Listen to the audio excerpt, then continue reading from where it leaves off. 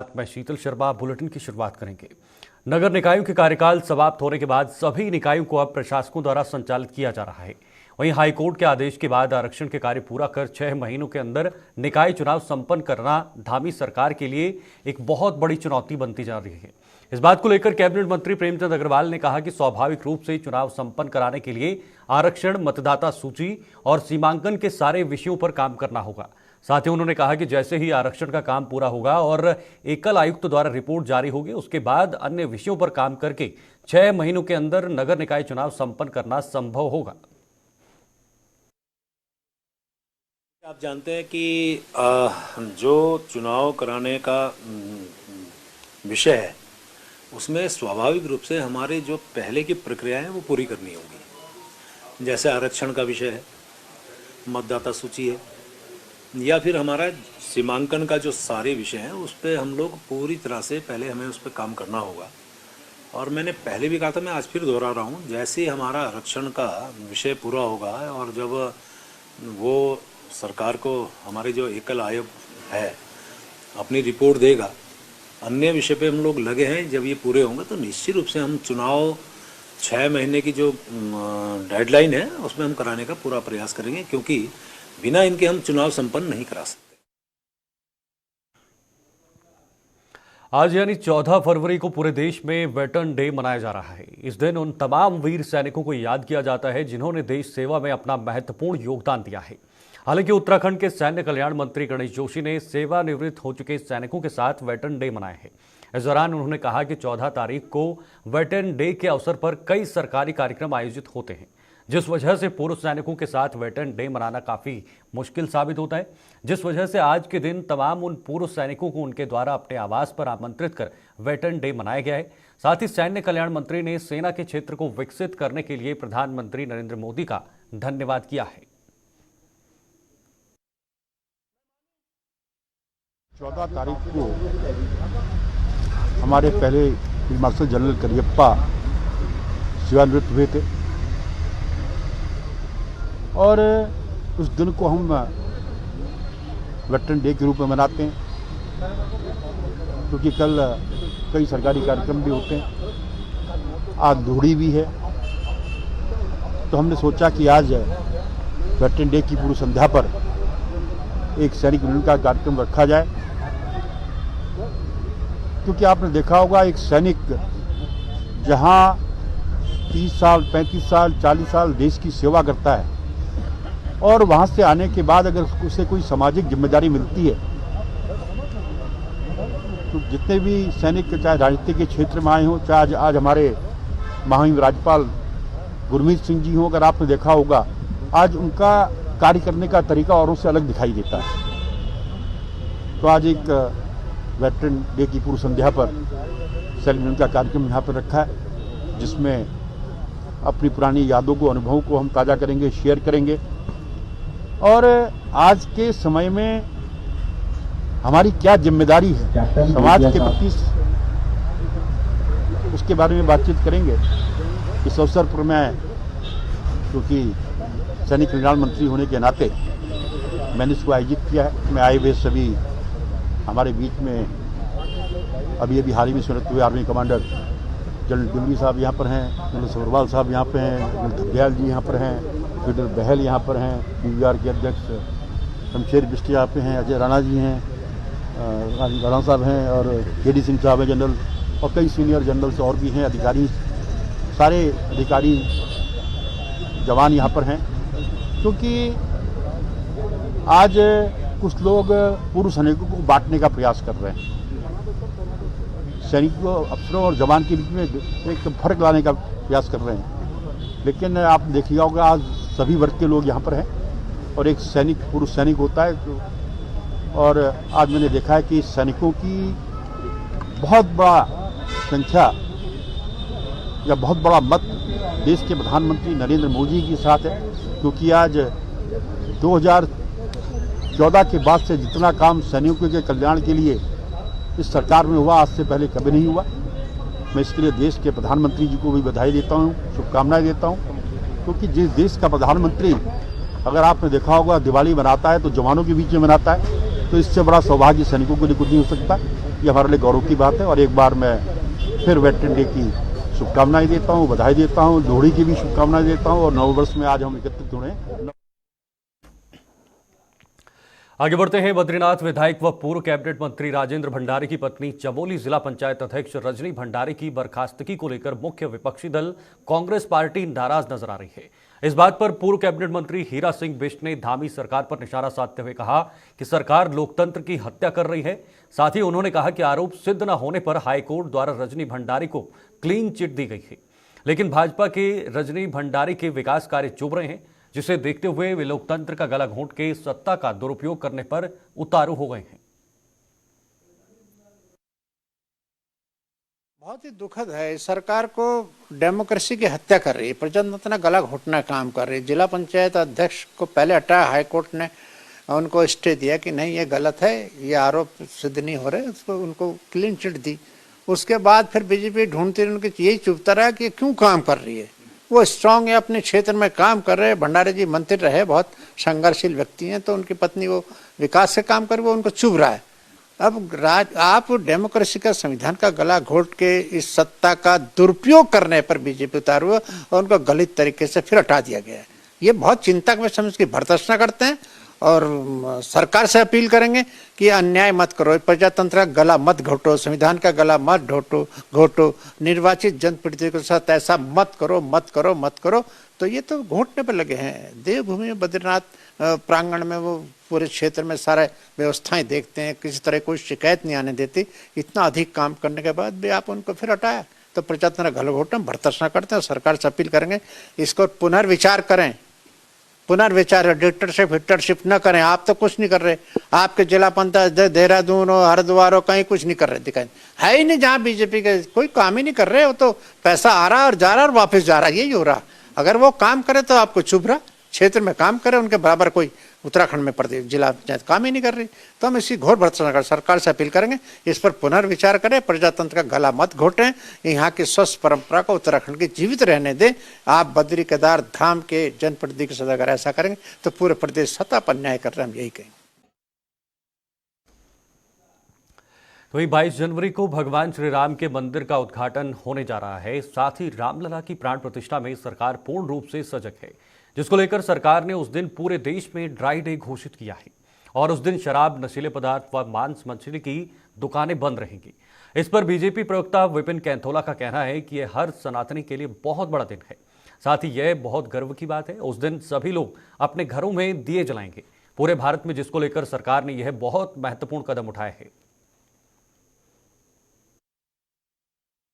निश्चित रूप से ये सनातन और सनातन संस्कृति के लिए बड़ा दिन है, क्योंकि 550 साल बाद रामलला जो है वो स्थापित हो रहे हैं। वो अयोध्या में अपने मंदिर में उनको स्थापित किया जाएगा, प्राण प्रतिष्ठा की जाएगी। तो निश्चित रूप से एक सनातन संस्कृति के लोगों को इनसे जो हमारे देवता हैं या देव हैं उनसे आत्मसात या उनसे जुड़ने का सौभाग्य भी प्राप्त होता है। तो निश्चित रूप से ये एक महत्वपूर्ण कदम है कि जिस प्रकार से राममय, भक्तिमय वातावरण रहेगा, तो इसमें सरकार ने महत्वपूर्ण कदम लिया कि ड्राई डे उस दिन घोषित किया गया है। तमाम जो ऐसी चीज़ें हैं जो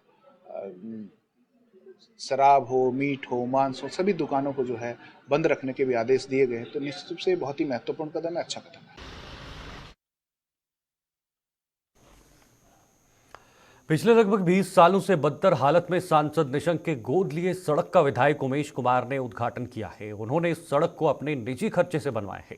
इस दौरान उन्होंने कहा कि यदि सरकार इस सड़क को नहीं बनाती है तो फिर से अपने निजी खर्चे पर बनवाने का काम करेंगे। साथ ही कहा कि विडंबना की बात तो यह है कि सांसद द्वारा गोद लिए गांव की ये हालत है तो बाकी का क्या होगा। उन्होंने ये भी कहा कि पूरी लोकसभा का सालाना 1000 करोड़ रुपया आता है, लेकिन वो भ्रष्टाचार की भेंट चढ़ जाता है। और क्या कुछ कहा, आइए सुनाते हैं। जब मैं इस गांव में पहली बार आया था, इस गांव के लोगों ने मुझसे कहा था कि हम जिसके साथ रहते हैं हम उसके साथ रहते हैं, हम जबान वाले लोग हैं।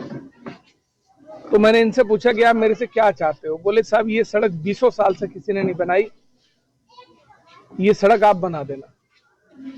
मगर देखिए आपके पास बहुत लोग आए होंगे, वादे कर कर गए होंगे, लेकिन मैं वादा करके नहीं जाता, मैं कल से आपका काम शुरू कराऊंगा, सड़क बनाऊंगा। हमने इस सड़क उसी के प्रथम चरण में बनाई। अब आगे अगर शर्म आएगी सांसद जी को या बाकी लोगों को, वो बना दे तो अच्छी बात है, नहीं बनाएंगे तो आगे की सड़क भी हम ही बनाएंगे। और निशंक जी ने तो कहा था कि हमने गोद लिया है, उसके बाद वो कभी आके उन्होंने देखा भी नहीं, झांका भी नहीं। लेकिन मेरा वादा इस गांव वालों के साथ है कि मैं आधी रात भी उनके सुख दुख में खड़ा हूं। और ये सड़क ऊपर वाले ने चाहा तो सरकारी पैसे से बनाने का मौका मिला तो सही, और नहीं मिला तो निजी पैसे से बनाने का निजी से बनाए। छोड़िए उन सब बातों में क्या रखा है, लागत वागत में सड़क सब जानते हैं कितने की बनती है। पहले तो मैं आप लोगों का भी धन्यवाद करूंगा, और माननीय विधायक जी ने जो सड़क बनाई है अपने खर्चे से, इसके लिए इनका बहुत बहुत धन्यवाद, और हम इनके आभारी हैं। इन्होंने बहुत अच्छा काम किया है। ये एक बहुत परेशानी वाली सड़क थी और अभी रह रही है, तो विधायक जी ने कहा कि 10-15 दिन बाद और भी बनवाएंगे। सर वो ये सड़क नहीं बनवा पाए, फतेहपुर वाली जो खेड़ी चिकोपुर से फतेहपुर सड़क है ये बनवा नहीं पाएगी। इसमें अलावलपुर भी लगता है, खेड़ी चिकोपुर 10-12 गाँव लगते हैं, लेकिन ये सड़क बन नहीं पाई। और एक ये सड़क यहाँ से खेड़ी चिकोपुर से डाटा पट्टी तक की है, नहीं ये बन पाई। दोनों सड़क कितना समर्थन मिलेगा विधायक जी को? विधायक जी को यहाँ से लोग देखो, जनता तो ये कह रही है कि भाई एक अच्छा काम किया है इन्होंने। खानपुर के विधायक है और काम जवालापुर विधानसभा में क्या है, जबकि ये काम हमारे विधायक श्री रवि बहादुर जी का था, लेकिन वो करा नहीं पाए थे काम को। ये बताइए, सांसद जी हैं, उनके लिए क्या कहना चाहेंगे? 2 लाइनें कह दीजिए। सांसद जी ने काम किया नहीं है, तो उमेश कुमार जी ने किया है ये काम, तो इसका श्रेय जो है नहीं। तो इस बार जनता जो है उमेश कुमार जी को सपोर्ट कर रही है। यहाँ उमेश कुमार जी का बहुत बहुत धन्यवाद। उन्होंने 200 मीटर सड़क खेड़ी शिकोपुर गांव को दी है, वो उन्होंने कार्य पूरा कर दिया। आगे भी आश्वासन दिलाए गए। और यहाँ का अब विधानसभा का चुनाव आ रहा, हमारे जो पार्टी के विधायक भी हैं यहाँ और जो है सांसद भी हैं, उन्होंने कभी इस गांव की सुध ही नहीं ली आगे। तो उमेश कुमार जी आए, इनसे एक उम्मीद की किरण जागी और ये सभी लोग इनके साथ रहे। अच्छा, विधानसभा पार्टी से कोई ताल्लुक नहीं किसी से भी, चाहे वो पार्टी से आवे चाहे वो आजाद रहे, हमें ये खेड़ी शिकोपुर के ज्यादातर लोग उमेश कुमार जी के साथ। कितने लोगों का समर्थन? बहुत भारी समर्थन। लगभग अगर वोटों की बात की जाए तो कुछ देखो, ये गांव पहले कांग्रेस का रहा और अब ये सब उमेश कुमार जी के साथ है, लगभग पूरा ही जाएगा। ये तो बहुत पुरानी समस्या है। जब यहाँ हरीश रावत जी थे मुख्यमंत्री, उस टाइम ये पुल बना था, उसके बाद फिर भाजपा की सरकार आई, कुछ नहीं हुआ उसमें। और कांग्रेस के विधायक भी हैं, वे भी जो है इस चीज से पीछे हैं। छोटे छोटे टुकड़े बनाते तब भी बन जाती है। इसमें कुछ टुकड़ा ममता राकेश जी का भी लगता है, भगवानपुर विधानसभा का कुछ क्षेत्र है, वो भी काम नहीं करा पा रही यहाँ। तो अब उमेश कुमार जी आए, इनसे एक उम्मीद जागी है लोगों को, और ये सब उमेश कुमार जी का गुणगान गा रहे। भाई एक विधायक खानपुर के हैं, यहाँ आके काम करा रहे, तो इसका कुछ ना कुछ तो फायदा मिलेगा। लोग भी समझ रहे इस बात को, लोग भी तो समझ रहे हैं, और ये पूरी तरीके से लोग साथ हैं, बल्कि पूरे इस क्षेत्र में इस बात का असर है। चलिए आगे बढ़ते हैं। जिलाधिकारी के निर्देशों के बाद प्रशासन द्वारा आज माल रोड और आसपास के क्षेत्र से अवैध रूप से खड़े वाहनों का चालान किया गया और कई वाहनों को सीज कर दिया गया। विगत दिनों उप जिलाधिकारी कार्यालय में हुई बैठक के बाद प्रशासन ने अब सार्वजनिक स्थानों पर खड़े वाहनों के खिलाफ सख्त रुख अख्तियार कर लिया है और लगातार ऐसे वाहनों के खिलाफ कार्रवाई की जा रही है जो नो पार्किंग जोन में खड़े हैं। इसके साथ ही कई टैक्सी स्कूटियों को भी वाहनों द्वारा उठाकर कोतवाली ले जाया गया। नायब तहसीलदार विनोद तिवारी ने बताया कि जिला अधिकारी के आदेश के बाद माल रोड में अवैध वाहनों की पार्किंग को लेकर कार्रवाई की जा रही है। उन्होंने कहा कि उच्च अधिकारियों के निर्देश के बाद लगातार कार्रवाई जारी रहेगी और इस बारे में लोगों को भी पूर्व में सूचित कर दिया गया था, लेकिन उसके बावजूद भी सार्वजनिक स्थानों पर लोग वाहन पार्क कर रहे हैं। उन्होंने कहा कि आने वाले समय में इन लोगों के खिलाफ सख्त कार्रवाई की जाएगी। आदेश हैं कि माल रोड हमारी साफ सुथरी रहे, डीएम साहब के आदेश हैं, तो ये बिल्कुल साफ सुथरा करने के चक्कर में कई बार हम बोल भी चुके हैं इन लोगों को कि भाई आप लोग यहाँ पर अपने आगे स्कूटर खड़े मत करें दुकान के आगे, और इंक्रोचमेंट ज़्यादा हटा दें, दुकान आगे ही बढ़ा रखी है और स्कूटर गाड़ियाँ भी खड़ी कर रखी हैं, तो दिक्कत है। तो हमने आज काफ़ी स्कूटियाँ थाने पहुँचा दी हैं और बाकी अब कर ही रहे हैं, बाकी लगे हुए हैं इसमें, और आगे बहुत बड़ी कार्रवाई की जाएगी। लगातार शासन बहुत सख्त हो जाएगा। यह आदेश ऊपर से डीएम साहब के आदेश हैं कि बिल्कुल साफ सुथरा रखी जाए, चाहे स्थानीय चाहे पर्यटक, सबके लिए है कि पूरा साफ सुथरा रखा जाए। 22 जनवरी को अयोध्या राम मंदिर प्राण प्रतिष्ठा के दिन उत्तराखंड में वृहद स्तर पर कार्यक्रम आयोजित किए जाएंगे। इतना ही नहीं, राम मंदिर प्राण प्रतिष्ठा के दिन मुख्यमंत्री पुष्कर सिंह धामी और बीजेपी के प्रदेश अध्यक्ष महेंद्र भट्ट का भी प्रवास का कार्यक्रम है। इसी दिन भाजपा प्रदेश अध्यक्ष महेंद्र भट्ट जोशीमठ में रहेंगे और वहां बीजेपी पदाधिकारियों और कार्यकर्ताओं के मंदिर में पूजा कीर्तन के साथ हवन करेंगे। वहीं मुख्यमंत्री पुष्कर सिंह धामी कहां प्रवास करेंगे ये अभी तय नहीं हुआ है। जल्द सीएम के प्रवास स्थल को तय किया जाएगा। इसकी जानकारी बीजेपी प्रदेश अध्यक्ष महेंद्र भट्ट ने दी है। देखिए, मैंने तो तय किया कि उस दिन जोशीमठ के अंदर नरसिंह भगवान जी के भव्य मंदिर में उस दिन मैं रहूँगा और वहीं पर प्राण प्रतिष्ठा कार्यक्रम को देखूंगा। नरसिंह देव बद्री विशाल के ही देव हैं और वो क्योंकि मैं बद्रीनाथ के मुख्य धाम पर पड़ाव पर रहूँगा तो निश्चित सीमावर्ती क्षेत्र पे भी भगवान राम की कृपा बनी रहे, इस भाव के साथ हमारा वहाँ रहना होगा। पूरे जोशीमठ के नागरिक वहाँ पहुँचेंगे, वहाँ की मातृशक्ति आएंगी। एक अच्छा उत्साह का कार्यक्रम है। मुख्यमंत्री के साथ चर्चा हो रही है और उनके लिए भी भव्य स्थान निश्चित रूप से तय किया जाएगा। 22 जनवरी को अयोध्या में श्रीराम मंदिर का प्राण प्रतिष्ठा का एक भव्य आयोजन हो रहा है, जिसको लेकर श्रीराम जन्मभूमि तीर्थ क्षेत्र ट्रस्ट की ओर सभी दलों के नेताओं को निमंत्रण पत्र भेजे गए हैं। लेकिन कांग्रेस के कई नेताओं के बयान सामने आ चुके हैं कि वह इस कार्यक्रम में शामिल नहीं होंगे। उत्तराखंड के पूर्व मुख्यमंत्री और वरिष्ठ नेता हरीश रावत का भी यही कहना है कि वह श्रीराम के दर्शन के लिए जाएंगे तो जरूर, लेकिन प्राण प्रतिष्ठा के दिन बीजेपी के निमंत्रण पर नहीं जाएंगे, क्योंकि बीजेपी इस आयोजन को चुनावी आयोजन बनाना चाहती है। इसलिए कोई भी दल का नेता या श्रीराम भक्त इस कार्यक्रम में क्यों शामिल होगा। उन्होंने यह भी कहा कि इसीलिए तो सभी शंकराचार्य भी इस कार्यक्रम में शामिल नहीं होंगे। बीजेपी के पास इस बार चुनाव के लिए कोई मुद्दा नहीं है, तो इसलिए राम मंदिर के सहारे ही जीत के सपने देख रही है।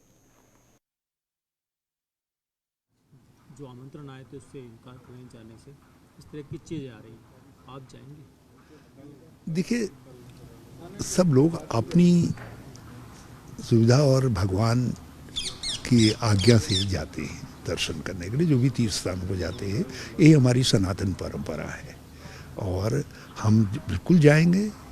राम हमारे लिए आस्था है, राम हमारे लिए विश्वास है, राम हमारे लिए सब कुछ है। हम जरूर जाएंगे और मगर जब आदेश होगा तब जाएंगे। मगर भाजपा के निमंत्रण पर कोई क्यों जाएगा?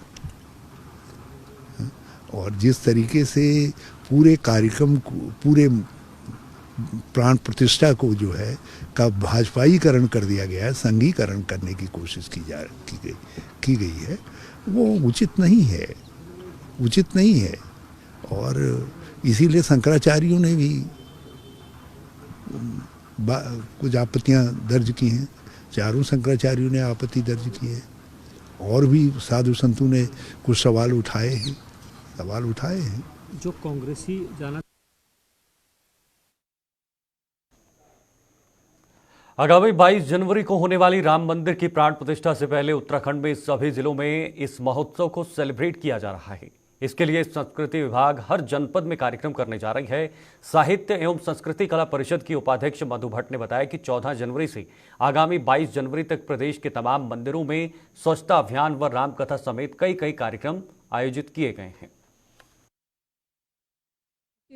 प्रभु श्री राम का भव्य दिव्य मंदिर बनने जा रहा है और करोड़ों हिंदुओं की आस्था है।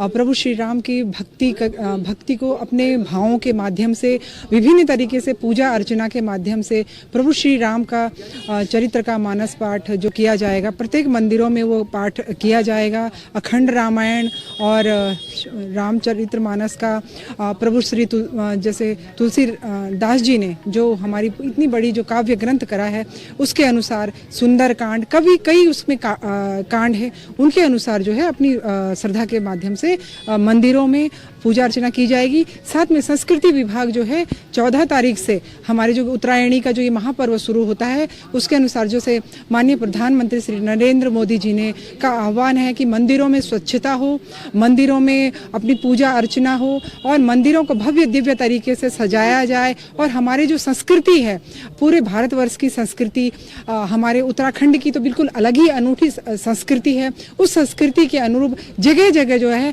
सांस्कृतिक कार्यक्रमों का आयोजन किया जाएगा। प्रभु श्री राम की भक्ति में जो है भजन की संध्याएं की जाएंगी। तो इस प्रकार से हम जो है 14 तारीख से हमारा जो है उत्तरायणी के महापर्व से शुरू होते ही 22 तारीख तक अनेकों कार्यक्रम चलेंगे, भक्ति भाव वाले कार्यक्रम चलेंगे, जिसको हम दिव्य और भव्य तरीके से मनाने जा रहे हैं। तो वहीं अयोध्या में 22 जनवरी को श्री राम मंदिर में प्राण प्रतिष्ठा हो रही है, जिसको लेकर अक्षत कलश यात्रा सभी जगह चल रही है, जिसको देखते हुए विकास नगर के ग्राम फतेहपुर घाट में मंदिर में एक शोभा यात्रा निकाली गई। वहीं शोभा यात्रा ग्राम एटनबाग तक पहुंची। ग्रामीणों में इस अक्षत कलश यात्रा को लेकर काफी उत्साह दिखाई दिया। ग्रामीणों ने बताया कि 22 जनवरी को श्री राम मंदिर प्राण प्रतिष्ठा होनी है, जिसको लेकर पूरे देश में दीपावली का त्यौहार मनाया जाएगा।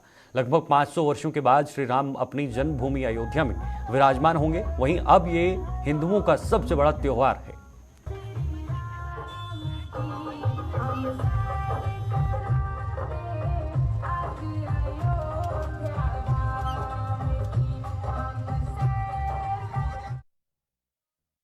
मेरा नाम रुचिता कटियार है। मैं एटनबाग पंचायत के क्षेत्र पंचायत सदस्य हूँ।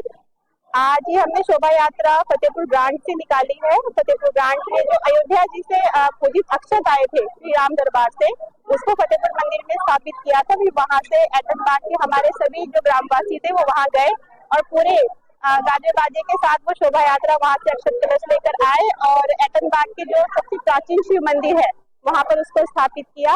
अब यहाँ से हम वो अक्षत घर हर घर में पहुंचाएंगे, जैसा कि हमें आगे से आदेश हुआ है। बिल्कुल बनेगी। ये हमारे लिए बहुत ही सौभाग्य की बात है और हमारे लिए सबसे गर्व का विषय है कि हमारे राम जी, हमारे भगवान, वैसे तो देखिए भगवान को कोई नहीं ला सकता, हम सभी को ही भगवान लाए हैं, लेकिन जो भगवान श्री राम का मंदिर अयोध्या जी में बना है उसके उपलक्ष्य में हम सभी दिवाली मनाएंगे और हम सबसे यही गुजारिश भी करेंगे कि हर घर में दिवाली बने। इस तरह की खुशी मनाई जा रही है। जैसा कि आप देख सकते हैं हमारे पूरे गांव की सभी मेरी माताएं और बहनें यहाँ पे इस प्रोग्राम में सम्मिलित हुई है। बुजुर्ग से बुजुर्ग महिला भी इस खुशी को मना रही है और हम सभी के साथ सम्मिलित हुई है और सबको देख कर ही आप खुशी का अंदाजा लगा सकते हैं। 22 जनवरी का दिन हमारे लिए दीपावली से भी बड़ा होगा। ये हमारे लिए आज के समय में सबसे बड़ा त्योहार होगा, क्योंकि हम अपने राम भगवान को वहाँ पे हमारे राम भगवान की मूर्ति स्थापित होने जा रही है, तो ये हमारे लिए बहुत ही गर्व का विषय है। आज जैसा कि आप सभी जानते हो 22 तारीख को हमारा श्री राम जी का मंदिर का निर्माण होना है अयोध्या में। तो उसी के उपलक्ष्य में जो अयोध्या से हमारे पूजनीय अक्षत आए थे उसी का वितरण करने के प्रसाद के रूप में जो कि घर घर जाएगा, हमारा वितरण किया जाएगा। और इसके साथ हम 5-5 दीपक दे रहे हैं घर के प्रत्येक घर पर, जो कि 22 तारीख को दीपावली की तरह ही हमारा उत्सव मनाया जाएगा। 22 जनवरी का विचार कैसा लग रहा है आपको? कैसा लग रहा है आपको 22 जनवरी? 22 जनवरी का जैसे हमारे वनवास में श्री राम जी इतने वर्षों तक रहे, वैसे ही हमारे भारत में भी 100 वर्ष से अधिक हो गए हैं वनवास काट रहे हैं। आज 22 तारीख का जो मंदिर निर्माण होना है, हमारे श्री राम जी जो महल में आने हैं, उनका बहुत बेसब्री से इंतजार है। उस दिन दिवाली मनाई जाएगी। बहुत मेरा मानना है पूरे विश्व में सबसे बड़ा दीपावली का उत्सव मनाया जाएगा। ये शोभा यात्रा निकाली कहाँ से कहाँ तक निकाली आपने? फतेहपुर ग्रांट से शिव मंदिर से तहसील विकास नगर पर।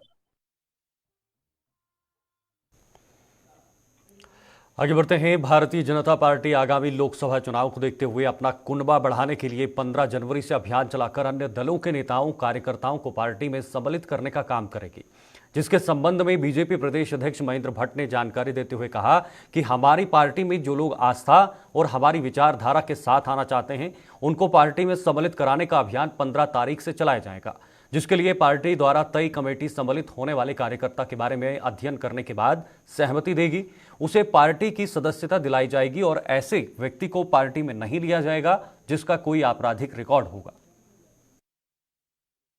आपको लगता है कि इस तरीके के लोग भी अब क्योंकि सत्ता है तो सरकार के आसपास आना चाहते हैं, उन लोगों को भी आप छटनी देखिए, मैंने कल इस विषय को स्पष्ट किया है। न्यायालय द्वारा सजा याफ्ता व्यक्ति भाजपा का सदस्य नहीं बन सकता। और ये एक प्रकार से क्रिमिनल पृष्ठभूमि से हम लोग उसको मानते हैं। और अभी तक जितने भी नाम आए हैं उसके लिए हमारे लिए कमेटी बनी, उस कमेटी में हम लोग उसकी चर्चा करते हैं, उसका सदस्यता लेते हैं। और 15 तारीख से हम इस कार्यक्रम को विधिवत रूप से 15 से लेकर 30 तक पूरे प्रदेश में कार्यक्रम चलेगा। मुझे लगता है 15 तारीख को प्रदेश कार्यालय में बड़ा कार्यक्रम लोग करेंगे। सर किस लेवल के ये लोग होंगे? अब लेवल जिस दिन व्यक्ति आएंगे देखिए, सब बड़े लेवल के ही होते हैं इस पार्टी में आने वाले। हमने बूथ स्तर से लेके और लोकसभा स्तर के लोगों को इसमें श्रेणी में रखा है। जो जिस रूप में आते रहेंगे वो आप सबको मौका होगा। उत्तराखंड के इस खास बुलेटिन में फिलहाल के लिए इतना ही। देश और दुनिया की तमाम खबरों के लिए आप देखते रहिए गुलिस्तान न्यूज़। नमस्कार।